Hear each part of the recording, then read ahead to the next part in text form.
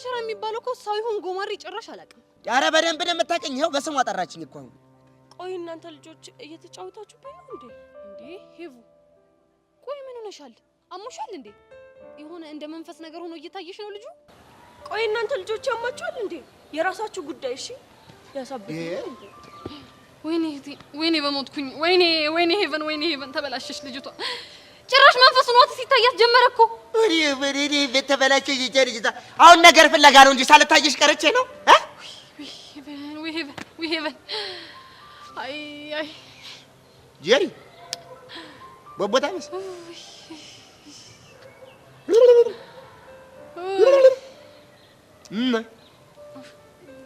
ጄሪ እስማ ወልደ መንፈስ ቅዱስ ስትራፖ